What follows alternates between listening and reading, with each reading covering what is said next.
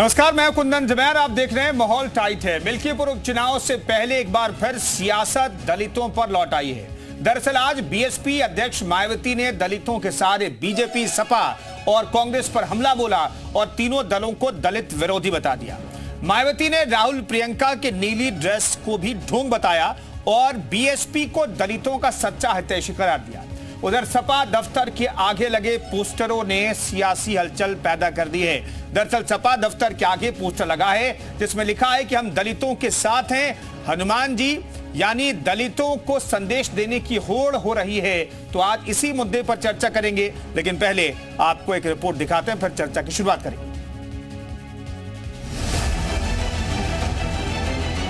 2027 का विधानसभा चुनाव भले ही दूर हो, लेकिन सियासी दल अभी से दलित वोट के करीब आने में जुट गए हैं। समाजवादी पार्टी के दफ्तर पर लगे इस होर्डिंग को देखिए। हनुमान जी की बड़ी सी तस्वीर है जिस पर लिखा है, हम दलितों के साथ हनुमान जी। एक और पोस्टर की चर्चा आज यहाँ पर है जिसपे देखिए लिखा हुआ है, हम दलितों के साथ हनुमान जी, प्रदीप सोनकर। और इस पोस्टर पर हनुमान जी की एक बड़ी बड़ी तस्वीर लगी हुई है। इसे लगाया है प्रदीप सोनकर, प्रभारी सामाजिक न्याय, खटिक यात्रा ने। इस पोस्टर में गौर करने वाली बात यह है कि मुलायम सिंह यादव और जयप्रकाश लोहिया से पहले भीमराव अंबेडकर की तस्वीर लगाई गई है। ऐसे में सवाल उठ रहे हैं कि क्या दलितों को संदेश देने के लिए सपा की ये कोई नई नीति है? महापुरुष किसी एक पार्टी, किसी एक जाति के नहीं होते।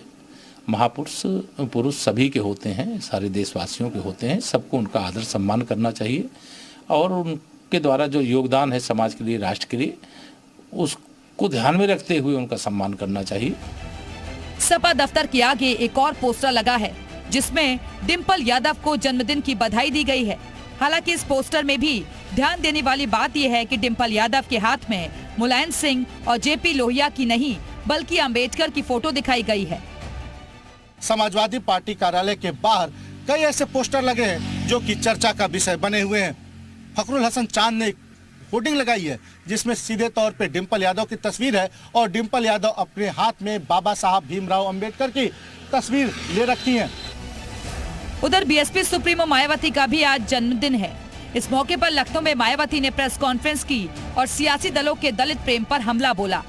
मायावती ने कहा, बीजेपी, कांग्रेस, सपा सब दलित विरोधी हैं, एक ही थाली के चट्टे बट्टे हैं। दलितों एवं अन्य उपेक्षित वर्गों की राजनीतिक शक्ति बीएसपी से ही बन पाई है, किंतु इनके वोटों के स्वार्थ के लिए कांग्रेस, बीजेपी व सपा आदि अब आसानी से कामयाब होने वाली नहीं है, जिसके लिए ये पार्टियां आए दिन किस्म किस्म के हथकंडे भी इस्तेमाल कर रही है। मायावती ने राहुल गांधी और प्रियंका गांधी की नीली ड्रेस पर भी तंज कसा और छलावा करार दिया।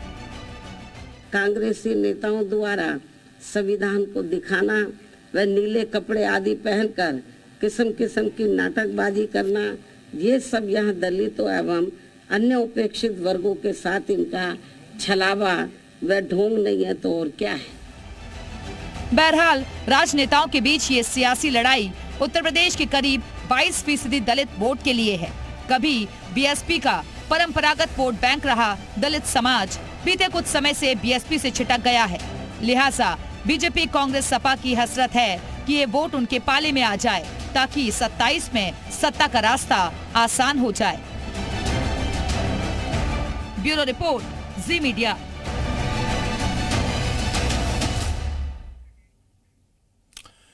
तो सियासत का रुख दलितों के लिए हो रहा है, दलितों के लिए हो रहा है, तो इस पर चर्चा करेंगे। लेकिन चर्चा से पहले आपको कुछ आंकड़े बताते हैं कि 2024 के चुनाव में दलित वोट किधर गया। आपको ग्राफिक्स के जरिए बताने की कोशिश करते हैं। दरअसल 2024 में दलित वोट जो है बेहद इंपॉर्टेंट फिर से माना गया। इसमें जाटव की बात करें तो जाटव के जो है वो दलित के लिए बेहद महत्वपूर्ण कहा जाता है ये वर्ग। एनडीए के को 24% मिला, इंडिया गठबंधन को 25%, बीएसपी को अभी भी खासतौर पर जाटव वोट की अगर हम बात करें तो 44% जाटव वोट इंटैक्ट है और अदर्स के खाते में दलित वोट खासतौर पर जाटव के जो वोट है वो 7% गए। तो फिलहाल कुल मिलाकर की स्थिति है कि जो दलितों का 22% वोट है वो खिसकता हुआ दिखाई दिया है। 2024 में पूरे दलित वोट की बात करें तो कुल मिलाकर की ये स्थिति दिखाई दे रही है। तो एनडीए के साथ भी दलित वोट गया है और इंडिया गठबंधन के साथ भी गया, तो दलितों का बिखरा हुआ और बीएसपी के साथ जो इंटैक्ट दिखाई देता था दलित वोट, वो जो है स्थिति इस पिछले कुछ चुनावों में आप नहीं देखेंगे। इसलिए बीएसपी की ये स्थिति हो गई है कि एक बार फिर से लोकसभा चुनाव में जीरो पर समट गई है बीएसपी। तो दलित प्रेम किसका सच्चा, किसका दिखावा, ये दरअसल महत्वपूर्ण सवाल आज पैदा हुआ मायावती के जन्मदिन के मौके पर, क्योंकि वो कह रहे हैं कि कुछ लोग एक ही थाली के चट्टे बट्टे हैं, कुछ लोग दिखावा कर रहे हैं। तो इसलिए बड़ा सवाल है कि दलित जो प्रेम है वो किसका सच्चा है और कौन दिखावा कर रहा है दलित प्रेम के लिए। क्या राहुल प्रियंका की नीली ड्रेस नौटंकी थी, जैसा कि मायावती ने कहा, सिर्फ दिखावा था?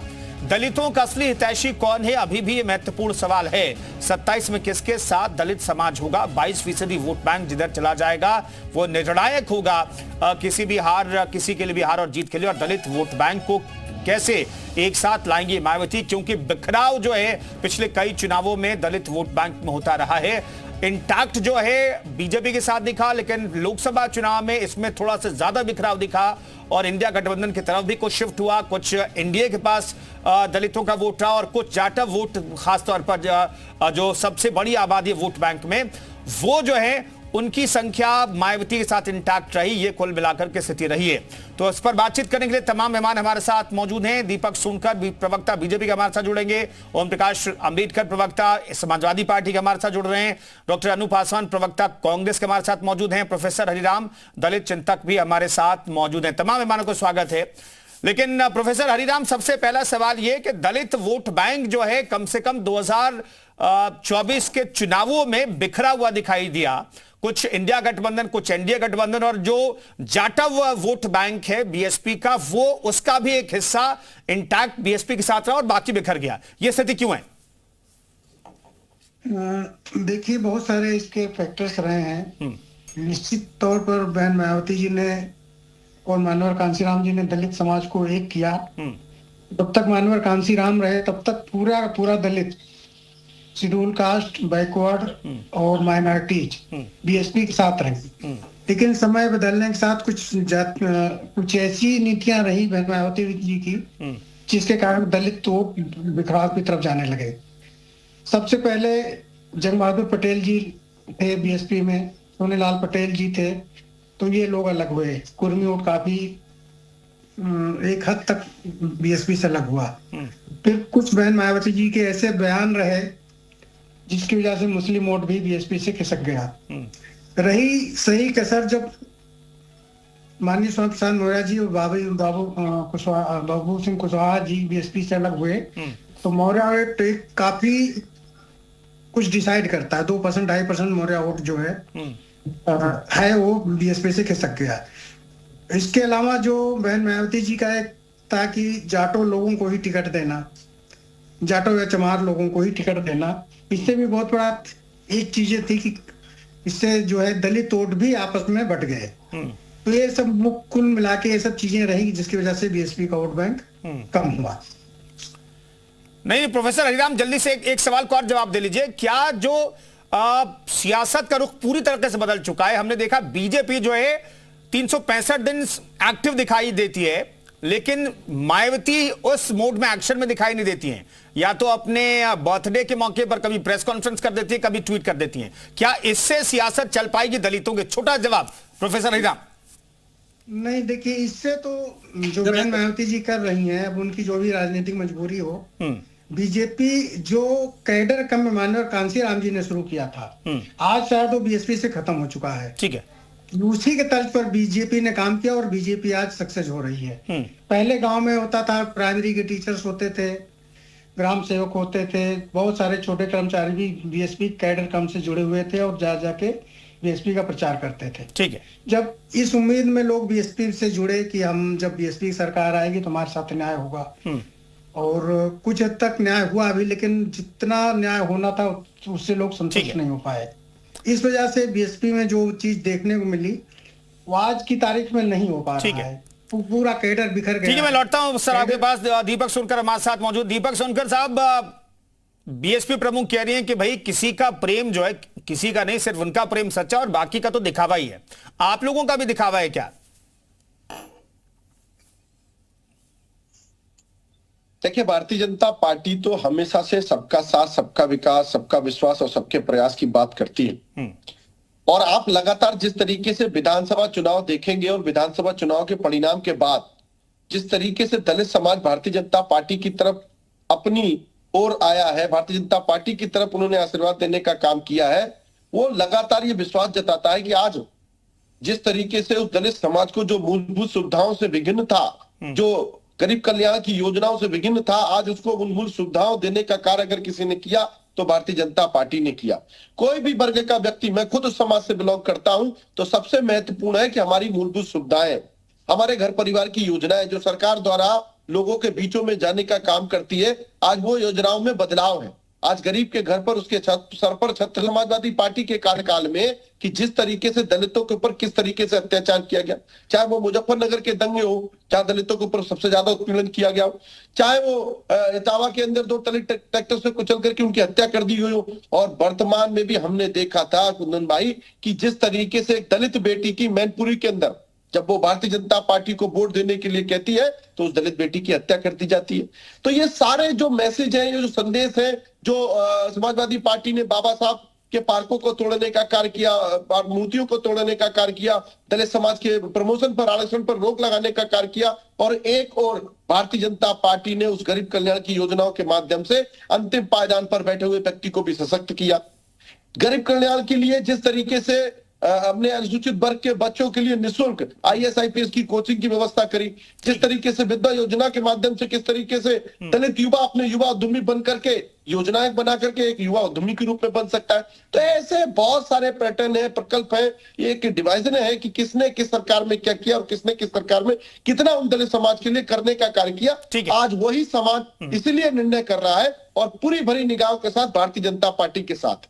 ठीक है, ओम प्रकाश अम्बेडकर साहब, समाजवादी पार्टी आज बहुत सारे पोस्टर लगे दफ्तर के बाहर, उन पोस्टर के बारे में बताइएगा। और मायावती कह रही कि भाई आप लोग सिर्फ दिखावा कर रहे हैं और कुछ नहीं करे दलितों के लिए।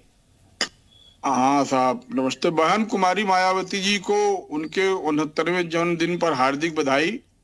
हमारे राष्ट्रीय अध्यक्ष माननीय अखिलेश यादव जी कहते हैं कि बहन जी का सम्मान होना चाहिए। पूरे देश के अंदर, पूरे दुनिया के अंदर अगर दलितों पर कोई अत्याचार कर रहा है तो वो भारतीय जनता पार्टी कर रही है। बाबा साहब अंबेडकर के संविधान को भारतीय जनता पार्टी ने दिल्ली में जलाया। जो सोनकर साहब बैठे हैं वो भाजपा में अछूत हैं, उनको मंदिर में नहीं जाने दिया जाएगा। राम मंदिर के ट्रस्ट में उनको मेंबर नहीं बनाया जाएगा।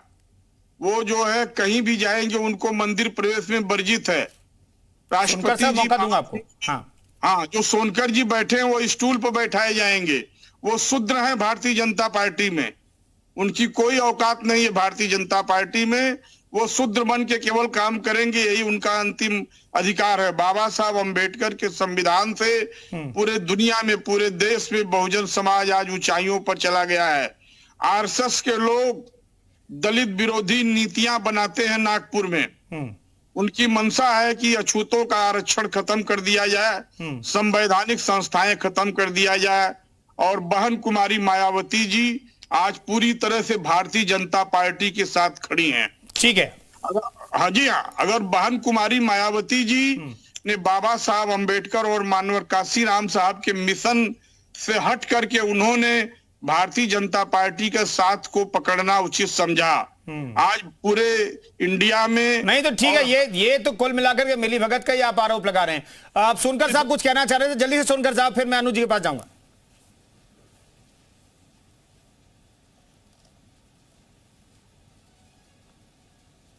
तो मेरे साथ चलिए। और दूसरी बात, आप जो सम्मान की बात कर रहे हो, हमको अछूत बनाए जाने की बात कर रहे हो, आज भारतीय जनता पार्टी ने ही मुझे इस स्तर पर लाने का काम किया है और आज इसी के नाते मैं आपकी जवाब देने के लिए इस चर्चा में बैठा हूं।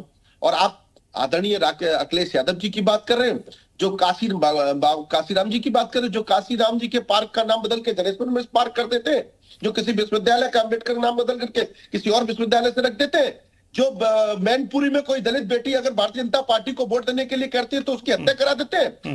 इटावा के अंदर 2 दलित किसानों को ट्रैक्टर से कुचल करके उनकी हत्या करा देते हैं। ये दलितों की सती से आप सत्ता में रहे, समाजवादी पार्टी 12 से 17 तक सत्ता में रही, कितने दलित समाज को नेता बना दिया, कितने नेतृत्व। ठीक है, एक बड़ी खबर बताते हैं। मायावती को सुप्रीम कोर्ट से बड़ी राहत मिली है। इस वक्त की बड़ी खबर बता देते हैं, चर्चा को आगे बढ़ाएंगे। 16 साल पुरानी याचिका का निपटारा आज हो गया है। फिलहाल जानकारी मिले, सरकारी पैसे से मूर्तियां बनवाने का उन पर आरोप था। हाथी के मूर्तियां बनाने का आरोप लगा था। याचिका में मायावती से पैसे वसूले जाने की मांग की गई थी। सुप्रीम कोर्ट से बीएसपी सुप्रीमो मायावती को उनके जन्मदिन के मौके पर बड़ी राहत मिली है। सुप्रीम कोर्ट ने मायावती के खिलाफ करीब 16 साल पुरानी याचिका का निपटारा कर दिया है। याचिका में मायावती पर मुख्यमंत्री रहने के दौरान सरकारी खजाने से करोड़ों रुपए खर्च कर अपनी और अपनी पार्टी के चुनाव चिन्ह हाथी की मूर्तियां बनाने का आरोप लगा था। याचिका में ये पैसे मायावती और बहुजन समाज पार्टी से वसूले जाने की मांग की गई थी। सुप्रीम कोर्ट ने इस याचिका को पुराना मामला मानते हुए सुनवाई बंद कर दी। रविकांत नाम के वकील की ओर से 2009 में यह याचिका दायर की गई थी, लेकिन अभी याचिका का निपटारा हो गया सुप्रीम कोर्ट की तरफ से। तो मायावती को जन्मदिन के मौके पर बड़ा गिफ्ट एक तरीके से कह सकते हैं। ये खबर उनके लिए निकल करके आई, सुप्रीम कोर्ट से जुड़ी हुई। सुप्रीम कोर्ट ने इस पूरी याचिका का निपटारा कर दिया है 16 साल पुराने इस मामले में। सोनकर साहब, बड़ी राहत जन्मदिन पर मिल गई मायावती जी को। देखिए, ये तो उनको बधाई के पात्र हैं। मैं वही कह रहा हूं कि जो बाबा साहब की उन्होंने मूर्तियां बनवाई, जो बाबा साहब के पार्क बनवाए, लोग उस पर भी सवाल खड़ा कर रहे थे, उन पर भी उनको आरोप लगा रहे थे। ये कौन लोग थे जो आज अपने नए रूप में दिखा करके पीडीए की बात करते हैं? पीडीए है क्या? पीडीए है परिवार डेवलपमेंट अथॉरिटी। ये कितने दलितों के हितैषी बने? समाजवादी पार्टी की जब सरकार रही, हमारे समाजवादी पार्टी के प्रवक्ता कह रहे थे समाजवादी पार्टी की सरकार रही, तभी उसी सरकार में दलित समाज के प्रमोशन के आरक्षण पर रोक लगाने का काम किया गया। ठीक है सोनकर साहब, मैं आता हूं हमारे साथ अनु जी बहुत देर जुड़ी हुई है। अनु जी के पास में जाता हूं। अनु जी, जो टी शर्ट और ड्रेस पर सवाल उठा रही है मायावती, कह रही है कि भाई ब्लू कलर का टी शर्ट पहनने से, ड्रेस पहन लेने से आप दलितों के हितैषी नहीं हो सकते, ढोंग बंद कीजिए। तो पहले आप सभी लोग को मेरा नमस्कार।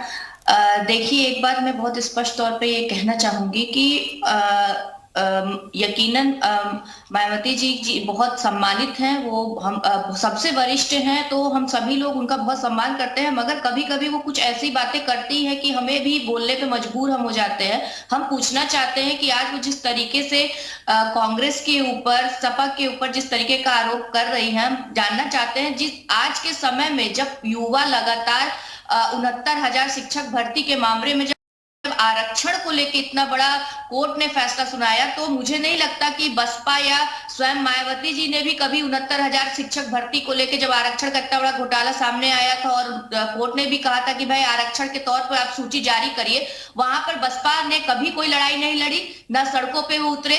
आज लगातार जिस तरीके से हम जब भारत जोड़ो न्याय यात्रा माननीय राहुल गांधी जी कर रहे थे, वो तो चीख चीख के बता रहे थे कि भाई SC ST OBC का आरक्षण किस तरीके से खत्म किया जा रहा है। शैक्षणिक संस्थाओं पे, उच्च शैक्षणिक संस्थाओं पे उन्होंने पूरा आंकड़ा दिया। मैं पूछना चाहती हूँ कि बहन मायावती जी कब बोलेंगी इन आरक्षण के मामलों पे? आज हम लगातार आवाज उठा रहे हैं कि संविधान खतरे में है, लोकतंत्र खतरे में है, मगर हम देखना चाहते हैं कि जहां मायावती जी ये कह रही है कि वो सबसे बड़ी हितैषी है दलितों की, संविधान की, तो आज उनकी पार्टी और वो स्वयं कहां पर खड़े हैं आरक्षण के लिए, संविधान के लिए? आप अभी और बीजेपी के लोग क्या कहेंगे? भाई अमित शाह जी ने तो खड़े होकर संसद में बाबा साहब अंबेडकर जी को फैशन का नाम दे दिया। इसी से हम समझ सकते हैं ना कि ये लोग दलितों के, संविधान के और बाबा साहब के कितने बड़े हितैषी है बीजेपी।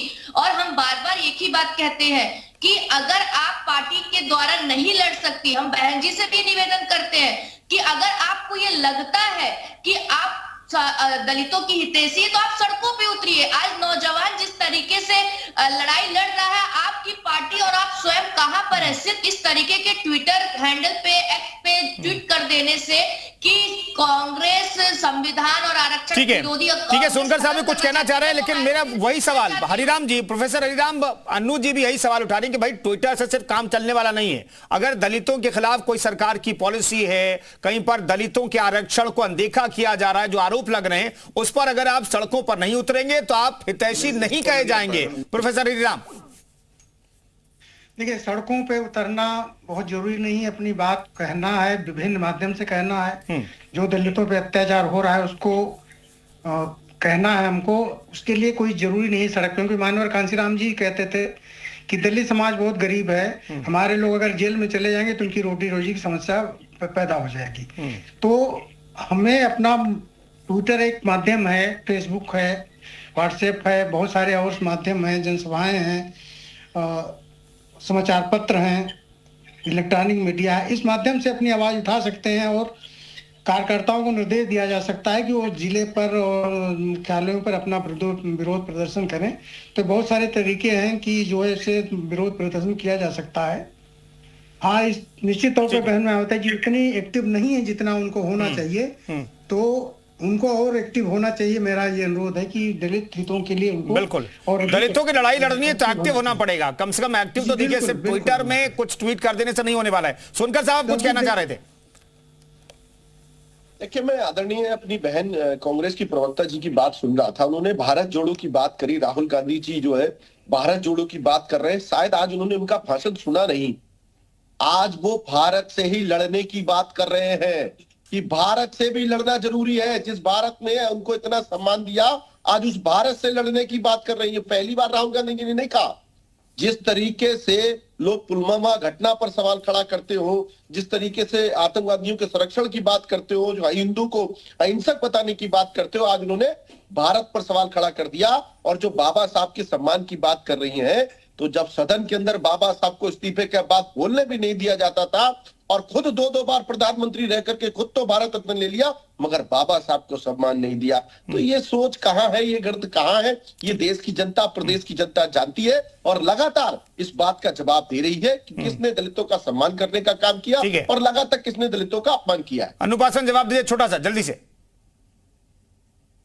मुझे नहीं पता बीजेपी प्रवक्ता जी किन वक्तव्यों की बात करें, क्योंकि भाई बीजेपी का तो ये ट्रेंड चल गया है कि लोगों के वक्तव्यों को गलत तरीके से कोट करके प्रस्तुत करना। तो ये तो यही जान रहे होंगे कि राहुल गांधी जी ने कब किससे लड़ने को कहा। हम अपनी बात ये बता रहे हैं कि हम अपनी बात स्पष्ट तौर पे कह रहे हैं कि आप हमें बस बता दीजिए कि लगातार उच्च शैक्षणिक संस्थाओं में SC ST OBC के जो पद खाली हैं उनको भरा क्यों नहीं जा रहा, क्यों आज 69,000 शिक्षक भर्ती में। ठीक है, ओम प्रकाश अम्बेडकर साहब, ओम प्रकाश अम्बेडकर जी हमारे साथ जुड़ गए हैं। ओम प्रकाश साहब उंगली खड़ी कर रहे हैं, कुछ कहना चाह रहे हैं। लेकिन ओम प्रकाश साहब, हमने देखा कुछ तस्वीरें जो है पोस्टर लगाए गए दफ्तर के बाहर, और आप ये भी कह रहे हैं कि भाई बीजेपी की बी टीम BSP है। आखिर क्या आधार है इसका?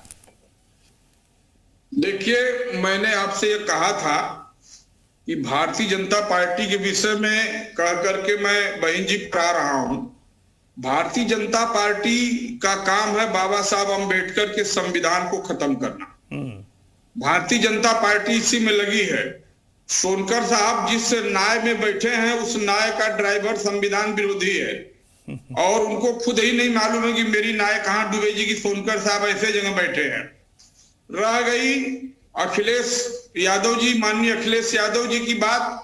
माननीय अखिलेश यादव जी ने कहा कि अम्बेडकर साहब मेरे भगवान हैं। भारतीय जनता पार्टी में, पूरे भारतीय जनता पार्टी में एक भी कार्यकर्ता ये कहने को तैयार नहीं कि बाबा साहब अम्बेडकर मेरे भगवान हैं। ये भारतीय जनता पार्टी अम्बेडकर विरोधी, दलित विरोधी, बहुजन विरोधी पार्टी है। ठीक है, इसका काम है बाबा साहब अम्बेडकर के मिशन को खत्म करना। प्रकाश जी, दरअसल यही आरोप बीजेपी पूरे विपक्ष पर भी लगाती है कि भाई पूरा विपक्ष जो है बाबा साहब का विरोधी रहा है, दलितों का विरोधी रहा है। दलितों के वोट तो ले लिए, लेकिन दलितों के लिए काम करके दिखाया और उन्हें उनके हक तक पहुंचाया सिर्फ बीजेपी गवर्नमेंट ने, बीजेपी ने। बहुत बहुत धन्यवाद तमाम मेहमानों के चर्चा में शरीक होने के लिए। फिलहाल